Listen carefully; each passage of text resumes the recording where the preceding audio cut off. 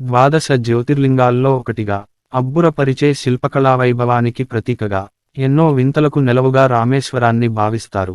పరమేశ్వరుడు రామనాథస్వామిగా పూజలు అందుకుంటున్న ఈ ఆలయంలోని శివలింగాన్ని సీతాదేవి తయారు చేయడం విశేషం. దక్షిణ కాశీగా పేరుగాంచిన ఈ మహిమాన్వితమైన క్షేత్ర దర్శనం సర్వపాపహరణమని పురాణాలు వెల్లడిస్తున్నాయి. రామేశ్వరం తమిళనాడులో హిందూ మహాసముద్రం, బంగాళాఖాతం సంగమస్థానంలో కనిపించే చిన్న ద్వీపం.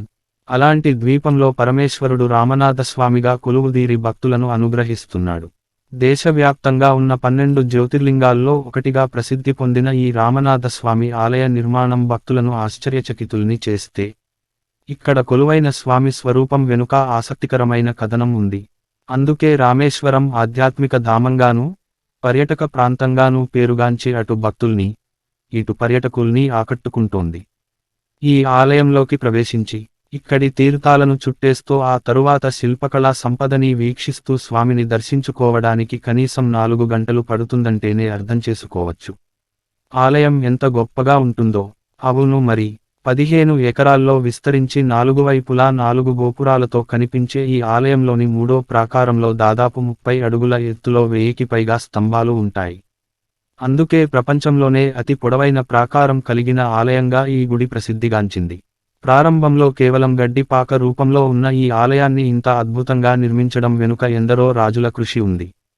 ఇంతటి విశిష్టత కలిగిన ఆలయంలో స్వామి ఎలా కొలువుదీరాడంటే, త్రేతాయుగంలో సీతాదేవిని అపహరించిన రావణాసురుడిని సంహరించేందుకు శ్రీరామచంద్రుడు వానర సైన్యంతో కలిసి రామేశ్వరం నుంచే రామసేతును నిర్మించి శ్రీలంకకు చేరుకున్నాడట. రావణ సంహారం అనంతరం రాముడు సీతాదేవి, లక్ష్మణుడు, హనుమంతుడు, సుగ్రీవుడితో కలిసి అయోధ్యకు ప్రయాణమవుతూ ఇక్కడ సేదతీరాడట. ఆ సమయంలో మహాజ్ఞాని, శివభక్తుడు అయిన రావణబ్రహ్మను సంహరించినందుకు బాధపడుతూ తనకు బ్రహ్మహత్యాపాతకం చుట్టుకోకుండా పరిష్కారం చూపమని మహర్షులను అడిగాడట. అంతా కలిసి శివలింగాన్ని ప్రతిష్ఠించి పూజించమని సలహా ఇవ్వడంతో కైలాసానికి వెళ్లి శివలింగాన్ని తీసుకురమ్మంటూ రాముడు హనుమంతుడిని ఆదేశించాడట. అయితే ముహూర్త సమయం దగ్గరపడుతున్నా హనుమంతుడు రాకపోయేసరికి సీతాదేవి సముద్రపు ఒడ్డున ఇసుకతో శివలింగాన్ని తయారు చేయడంతో రాముడు ఆ శివలింగానికే పూజలు జరిపించాడట. ఆ తరువాత శివలింగంతో వచ్చిన హనుమంతుడు విషయానికి తెలిసి అలగడంతో రాముడు రెండింటినీ ప్రతిష్ఠించి, మొదట హనుమంతుడు తెచ్చిన శివలింగాన్నే దర్శించుకోవాలనే నియమాన్ని పెట్టాడట. అందుకే ఇప్పటికీ హనుమంతుడు తెచ్చిన శివలింగానికి పూజలు, నైవేద్యాలు జరిపాకే రామలింగానికి పూజలు చేస్తారు అర్చకులు. ఇలా 2 శివలింగాలు కలిగిన అరుదైన ఆలయంగానూ ఈ గుడి గుర్తింపు సాధించింది. అలా రాముడు ప్రతిష్ఠించిన రామనాథస్వామి జ్యోతిర్లింగంగా పూజలు అందుకుంటున్నాడు. అగ్నితీర్థంలో స్నానమాచరించాకే రామేశ్వరంలో మొత్తం 64 బావులు ఉంటే, వాటిల్లో ఆలయంలో ఉన్న 22 అతి ప్రధానమైనవిగా చెబుతారు. రావణ సంహారం అనంతరం రాముడి అమ్ముల పొదిలో మిగిలిన 22 బాణాలతోనే ఇక్కడ 22 బావుల్ని సృష్టించాడని అంటారు. ఇక్కడకు వచ్చే భక్తులు మొదట సముద్రపు ఒడ్డునున్న అగ్నితీర్థంలో స్నానమాచరించాకే ఆలయం లోపలికి వెళ్తారు. అలాగే ఆలయం లోపల ఉన్న ఇతర తీర్థాలన్నింట్లో కాకపోయినా 1-2 స్నానమాచరించొచ్చు. ఈ తీర్థాలన్నీ సముద్రపు ఒడ్డున ఉన్నా కూడా ఒక్కో బావి నీటి రుచి ఒక్కోలా ఉండటమే కాదు, కొన్ని బావుల్లోని నీరు తీయగాను ఉండటం విశేషం. ప్రతి తీర్థానికి ఆయుర్వేద సుగుణాలు ఉంటాయని చెబుతారు. ఈ తీర్థాలకు సావిత్రి, గాయత్రి, సరస్వతి, నల, నీలసూర్య, చంద్ర, గంగ తదితర పేర్లు ఉంటాయి. 108 శివలింగాల్ని చూడొచ్చు. తీర్థాల్లో స్నానమాచరించిన భక్తులు మొదట హనుమంతుడు తెచ్చిన శివలింగాన్ని దర్శించుకున్నాకే జ్యోతిర్లింగాన్ని పూజిస్తారు.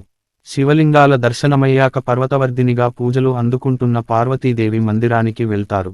ఆ తరువాత విశ్వేశ్వరుడు, విశాలాక్షి, విష్ణుమూర్తి, మహాలక్ష్మి, సంతాన సౌభాగ్య గణపతి, నటరాజు, నవగ్రహ మండపం, వల్లీదేవసేన సమేత కార్తికేయుడు తదితర దేవతామూర్తుల్ని దర్శించుకోవచ్చు. ఆలయం ప్రాకారాల్లో నడిచే భక్తులు మహర్షులు ప్రతిష్ఠించిన 108 శివలింగాలను చూసి మంత్రముగ్ధులవుతారు. రామలింగ ప్రతిష్టను తెలియజేసే మందిరము ఉందిక్కడ.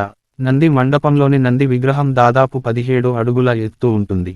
హనుమంతుడి విగ్రహం శ్రీలంక వైపు చూస్తున్నట్లుగా కనిపిస్తుంది.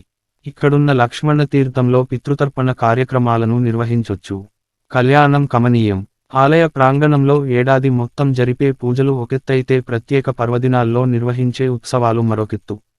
ముఖ్యంగా మహాశివరాత్రి సందర్భంగా 10 రోజుల పాటు ప్రత్యేక పూజలు నిర్వహించి దేవతామూర్తుల్ని పురవీధుల్లో ఊరేగించడం, అభిషేకాలు, దీపాల అలంకరణలు చూసేందుకు 2 కళ్ళు సరిపోవు. అలాగే జూలై, ఆగస్టు నెలల్లో తిరుకల్యాణం పేరుతో 17 రోజుల పాటు ప్రత్యేక ఉత్సవాలు జరుగుతాయి.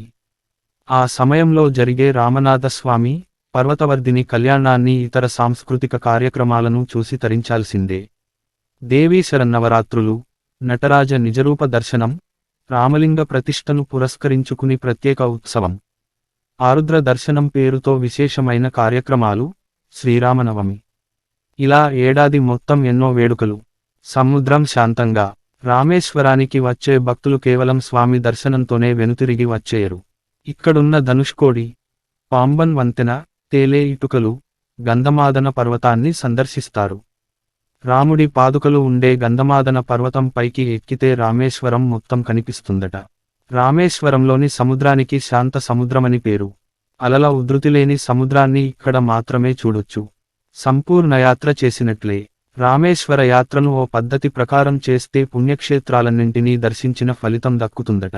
భక్తులు మొదట వారణాసికి వెళ్లి కాశీ విశ్వనాథుడిని పూజించి అక్కడి నుంచి గంగాజలాన్ని తీసుకొచ్చి రామేశ్వరంలోని శివుడికి అభిషేకించాలి. మళ్ళీ ఇక్కడున్న ఇసుకను తీసుకెళ్లి కాశీలోని గంగలో కలపాలని అంటారు.